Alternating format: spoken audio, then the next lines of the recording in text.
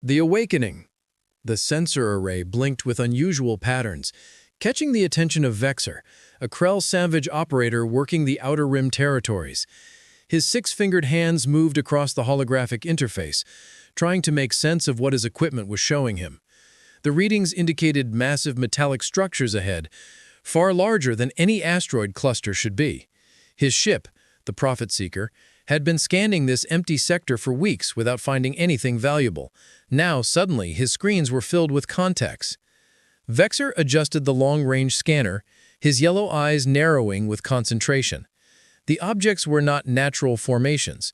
They were vessels, hundreds of them, arranged in a precise military formation that stretched across thousands of kilometers of empty space. Each ship was enormous, dwarfing even the largest commercial freighters currently operating in known space. Their hulls were dark and cold, coated with centuries of cosmic dust and ice from micrometeorite impacts. His communication officer, a young Krell named Zara, leaned over her station with growing excitement. She had been monitoring the salvage frequencies, hoping for something more interesting than their usual scrap metal discoveries. Now, her equipment was registering power signatures, faint but present, coming from the mysterious fleet ahead. The signatures were old, using energy patterns that predated modern galactic standards by several centuries. Vexer commanded his pilot to approach slowly. The Prophet Seeker moved forward through the darkness, its lights illuminating the first vessel they encountered.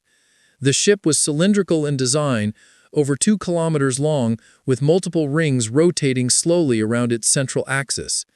The hull bore markings in a language Vexer did not immediately recognize, though his computer began working to translate the symbols. The translation came back moments later, and Vexer felt his breathing stop. The markings were in Earth Standard, the language of humans. The ship's name was clearly visible on its bow, Destiny's Promise. Below that, more text identified it as a colony expedition vessel, launch date stamped as 327 years in the past. The destination was listed as Kepler 442b, a world that now belonged to the Tharn Confederacy. Zara pulled up historical records from the galactic database. The information was sparse but deeply unsettling. Humans had launched dozens of colony expeditions in the final desperate years before their homeworld recovered from environmental collapse. These expeditions had been meant to establish new settlements on distant worlds, ensuring human survival even if Earth failed completely. But Earth had not failed. Against all predictions, humanity had reversed their ecological disaster through radical technological innovation and extreme social reorganization. What followed Earth's recovery was even more disturbing to the galactic community. Humanity had withdrawn from all external contact, becoming completely isolationist. They had stopped answering transmissions from their colony ships, stopped participating in interstellar commerce, and erected defensive networks around their solar system that made approach impossible. For 3 centuries, Earth had been silent, a forbidden zone that no species dared to enter. The colony ships had been forgotten, abandoned to drift through space with their sleeping passengers. Galactic law declared them derelict after 50 years of no contact, and the worlds they had been traveling toward were gradually settled by other species. No one expected these vessels to ever reach their destinations. No one expected them to still be functional after 3 centuries of travel. Vexer made his decision quickly. Under salvage regulations, the first entity to make contact with abandoned vessels gained legal claim to them. The technology alone would be worth a fortune. Human engineering from their pre-isolation era was legendary for its durability and adaptability. These ships represented a treasure that could make Vexer and his crew wealthy beyond imagination. He ordered his team to prepare boarding equipment. They would enter the nearest vessel, access its computer systems, and establish their salvage claim before any other opportunistic crews discovered this location.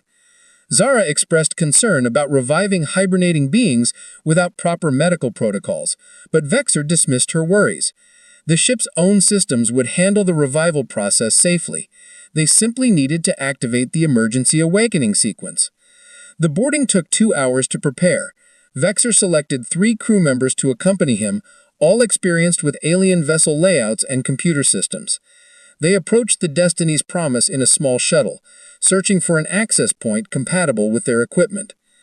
The hull showed damage from centuries of exposure to cosmic radiation and debris impacts, but the underlying structure remained remarkably intact. Human engineering had built these vessels to survive anything space could throw at them. They found an airlock on the vessel's outer ring. To everyone's surprise, the ancient mechanism responded to their docking request immediately. Doors that had been sealed for 3 centuries slid open smoothly, as if they had been maintained regularly. Emergency lighting activated automatically inside corridors, thick with frost. The air was freezing, well below comfortable temperatures for any known species. Vexor led his team deeper into the ship, following their portable scanners toward the command center. They passed through sections designed for hydroponics, manufacturing, education, and residential quarters. Everything was preserved in perfect hibernation, waiting for inhabitants who never arrived. The ship felt like a tomb, silent and still, holding thousands of sleeping souls who knew nothing of how long they had been traveling. The command center was located near the ship's core, protected by multiple redundant systems. Vexor's technical specialist, a being named Roth, connected their equipment to the human computer interface. The system was surprisingly cooperative, accepting their access codes with minimal resistance. A main control panel illuminated, showing status indicators for every system aboard. Most were powered down to minimum levels, conserving energy for the single most important function, keeping the hibernation chambers operational. Roth located the emergency revival program buried deep in the system architecture. The program was designed to wake everyone aboard in case of critical emergencies or mission completion. Once activated, the sequence would cascade through the entire fleet via synchronized communication networks that linked all the colony ships together. There would be no way to stop it once begun. Vexor hesitated only for a moment. He considered the implications of awakening an entire human colony fleet, a civilization that the galactic community had tried very hard to forget. But his greed overrode his caution. These were civilians, colonists seeking peaceful settlement. They posed no threat to anyone. And his salvage claim required proof of contact with living beings, not just empty vessels. He gave the order. Roth activated the emergency revival sequence. For several seconds, nothing happened. Then the command center exploded with activity. Warning alarms began sounding throughout the ship, echoing through corridors that had known only silence for centuries. Computer systems that had been dormant suddenly blazed to life, pulling energy from reserve generators and emergency power cells. Automated announcements began playing in human language, informing all crew and passengers that revival procedures had commenced. Through the command center windows, Vexor watched in growing alarm as the phenomenon spread. One by one, across the entire formation of human ships, running lights activated. Engines that had been cold for 300 years began warming up, their power signatures climbing steadily. Navigation systems recalculated their positions using stellar drift patterns. Communication arrays extended from hulls, searching desperately for signals from Earth that would never come.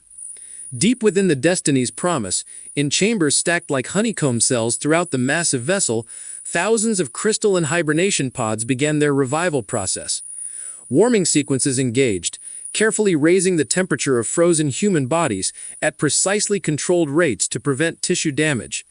Chemical cocktails flooded through intravenous systems, jump-starting metabolisms that had been suspended for over 3 centuries. Hearts that had barely beaten once per hour suddenly accelerated to normal rhythms. Zara's voice cracked with fear as she reported sensor readings. Every ship in the fleet was waking simultaneously. Power signatures were climbing exponentially as dormant systems reactivated. The energy output was already detectable across several star systems. Within hours, every major galactic power would know about this. Within days, the entire galaxy would be watching. Vexor realized with terrible clarity what he had done. He had not just claimed salvage rights to abandoned vessels, he had awakened a sleeping giant, a civilization that the galactic community had tried very hard to forget because of what it represented. Humanity had once been feared throughout known space for their adaptability, their refusal to accept defeat, and their terrifying capacity for innovation under pressure. 3 centuries ago, the galactic community had breathed a collective sigh of relief when Earth went silent. Now, because of his greed, the humans were returning, and the galaxy was about to remember why it had once feared them. The Reckoning. Captain Marcus Chen opened his eyes to pain that felt like fire spreading through every nerve in his body. His lungs burned as they remembered how to process oxygen, and his muscles screamed in protest against movement after centuries of stillness. The hibernation pod hissed open above him, releasing a cascade of nutrient fluid that splashed across the medical bay floor. He collapsed forward onto his hands and knees, coughing violently as his body purged the preservation chemicals from his respiratory system. Around him, hundreds of other pods were opening in synchronized sequence. People emerged in various states of distress, some crying out in confusion, others silent with shock. Medical personnel who had been programmed to wake first were already moving between the pods, checking vital signs and offering assistance to those struggling with the transition. Marcus recognized faces from the pre-launch training, colleagues and friends who had volunteered for this journey to build a new world far from Earth's troubles. He forced himself to stand, using the edge of his pod for support. As captain of the Destiny's Promise, his responsibility was immediate and absolute. His crew and passengers needed leadership, needed someone to make sense of whatever situation they now faced. His training kicked in despite the disorientation, years of military and civilian command experience guiding his actions automatically.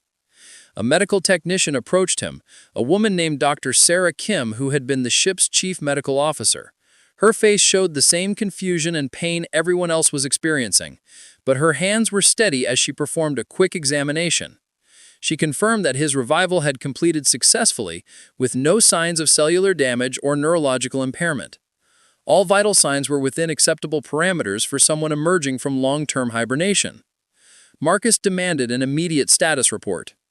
Dr. Kim explained that all revival protocols had completed across every section of the ship. The awakening had been simultaneous and ship-wide, affecting all 15,000 passengers and crew aboard the Destiny's Promise. Some were experiencing nausea and severe disorientation, but nothing beyond expected parameters. No deaths had occurred during the revival process, which was remarkably fortunate given the complexity of the procedure. He made his way toward the command center, his legs growing steadier with each step. Other crew members were already converging there, drawn by the same sense of duty that drove Marcus. The corridors felt wrong somehow, too cold and too quiet, despite the sounds of people waking throughout the ship. Emergency lighting cast everything in pale blue illumination, giving the familiar spaces an alien quality. The command center was already occupied when Marcus arrived. His navigation officer, Lieutenant James Park, stood at his station with his face pressed close to the display screen. The expression on his face was one of absolute disbelief. Several other officers had gathered around him, all staring at the same data with growing horror. They barely noticed Marcus enter, so absorbed were they in whatever information the computers were showing them. Marcus approached the main display and felt his heart sink. The star patterns were completely wrong. They were nowhere near Kepler 442b, their designated colony world. According to the navigation computer, their course had been altered approximately 200 years into their journey by an external signal override. Someone or something had redirected the entire fleet to this empty region of space, far from any inhabited systems. Lieutenant Park's voice shook as he explained the situation. The computer logs showed that all 600 ships in the colony fleet had received the same instructions simultaneously. The override had come with proper Earth authorization codes, but the source was listed as unknown. Whatever had changed their course had possessed intimate knowledge of human security protocols from 3 centuries ago. The ships had obediently followed the new instructions, trusting that Earth knew what it was doing. Marcus felt cold spreading through his chest. He asked a question he already knew would bring terrible news. What about Earth? Had they received any updates from home? Any explanation for why their mission had been compromised? Lieutenant Park worked his console for several long minutes before delivering the answer that confirmed Marcus's worst fears. There were no transmissions from Earth. Instead, their communication array was receiving broadcasts from unknown sources, species that human databases had no record of. The signals were using standard interstellar frequencies, but the languages and protocols were completely unfamiliar. One particular signal was repeating on emergency channels, attempting to establish contact with the human fleet. Marcus ordered the transmission accepted and routed to the main display. The screen flickered and changed, showing a reptilian face with scales that shifted between shades of green and blue. The being looked nervous, its large eyes blinking rapidly in what might have been a gesture of submission or fear. When it spoke, the universal translation software struggled briefly before rendering its words into English. The alien identified itself as Vexor, captain of a KRELL salvage vessel. It apologized profusely for activating the human fleet's emergency revival sequence, claiming it had been a standard salvage operation that went beyond intended parameters. Then Vexor delivered information that made the entire command center fall into stunned silence. The human fleet had been in hibernation for over 300 years. Everyone they had known on Earth was dead. The galaxy they remembered no longer existed. Marcus gripped the edge of a console to steady himself. 300 years. The ecological collapse they had fled must have either destroyed Earth or been miraculously reversed. Their families, their friends, everyone who had said goodbye at the launch facilities was dust and memory. The world they left behind had experienced 3 centuries of history without them. He forced himself to focus on practical matters. What had happened to Earth? Was their homeworld still inhabited?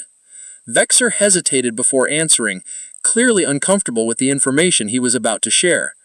Earth had survived its environmental crisis through technological breakthroughs that revolutionized energy production and ecological management.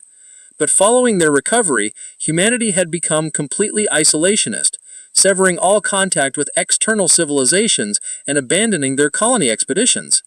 Another officer spoke up, asking about their designated colony worlds. Surely those planets were still waiting for settlement, still reserved under the territorial agreements Earth had negotiated before the fleet's departure. Vexor's discomfort deepened visibly. He explained that the worlds designated for human colonization were now inhabited by other species.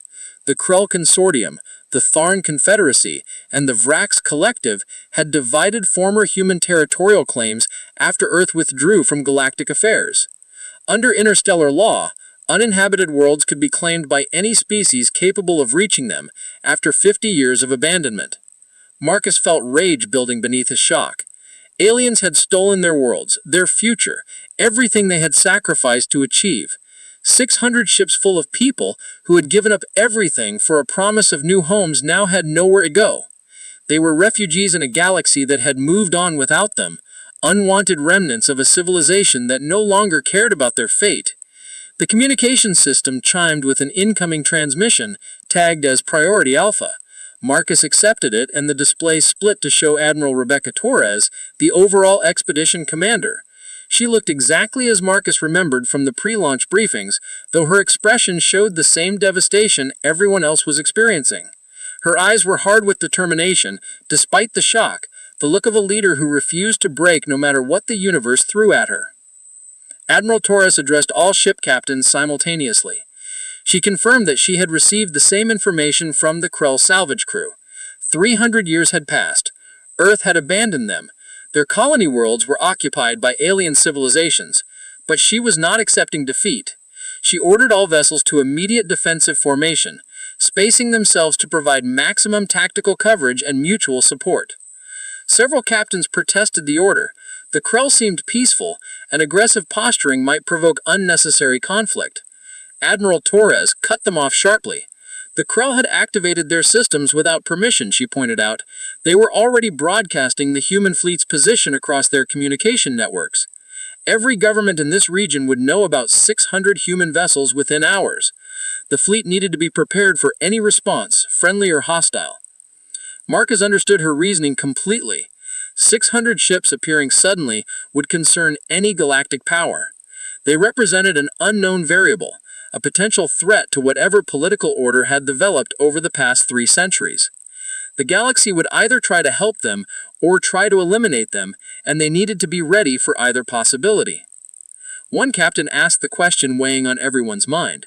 What about their passengers? Thousands of civilians are waking up right now, expecting to settle on New Earth, to build farms and cities on a pristine world. How could they be told that their destination no longer existed, that they were unwanted refugees in a galaxy that had forgotten them? Admiral Torres's expression softened slightly, showing the pain beneath her command authority. They would tell everyone the truth, she said. They would explain that humans had survived when they should have perished, had endured when they should have failed. They would make it clear that humanity did not surrender, did not accept defeat, no matter what obstacles the universe presented. They would find a way forward because that is what humans did. They adapted, they overcame, they survived. The transmission ended, leaving Marcus to face his bridge crew. They looked to him for guidance, for reassurance that everything would work out somehow.